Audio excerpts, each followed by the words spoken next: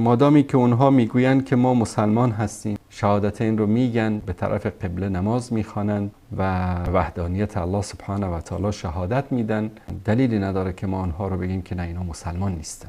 اصلا قضیه ایمان قضیه است که انسان نمیتونه ظاهرا بر کسی حکم بکنه. ایمان مکانش قلب انسان هست، درون انسان هست. ظاهر شاید یک کافری هم بیاد مثلا ریش بگذاره، عمامه بزنه، در صف نماز بیسته، مثل شما دست بسته نماز بخونه، اما در درونش به الله سبحانه و تعالی اعتقادی نداشته باشه. اینا رو حتی رسول الله صلی الله علیه و آله و سلم نمیفهمیدن.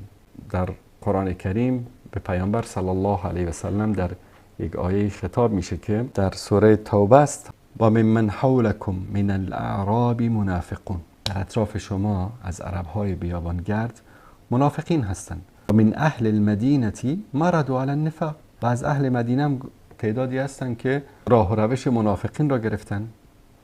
لا تعلمهم. شما آنها را نمیشناسید، شما در مورد آنها اطلاعاتی ندارید. نحن نعلمهم. ما هستیم که میشناسیم آنها را، یعنی الله سبحانه و تعالی میشناسد آنها را. سنعذبهم مرتين. آنها را 2 بار عذاب خواهیم کرد. ثم یردون الی عذاب عظیم. بعد از اون آنها را به سوی عذابی بزرگ فرستاده خواهیم کرد. حتی رسول الله صلی الله علیه و سلم نمیدانستند که والا اینایی که در اطرافش هستن بعضیشون منافق هستن، چون رسول الله صلی الله علیه و سلم علم غیب نداشتن. به همین دلیل کسانی که شهادتین میگن، به ارکان اسلام اعتقاد دارن، نماز میخوانند، میگن که ما مسلمانیم، به وحدانیت الله سبحانه و تعالی شهادت میدن، جایز نیست بر ما که بر آنها حکم کفر را صادر بکنیم.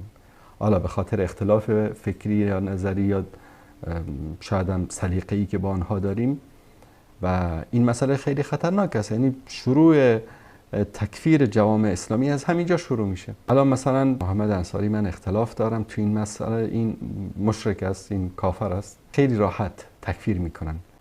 این مصیبت است، این بدبختی است. این همون چیزی است که رسول الله صلی الله علیه و آله و سلم از اون منع کردن. امور خلق رو به خالق بسپارید، بگذارید الله سبحانه و تعالی در مورد اونها حکم بکنه. شما قضاوت نکنید در مورد مردم. ما موظف بر این هستیم که بر ظواهر حکم بکنیم. ظاهر چی هست؟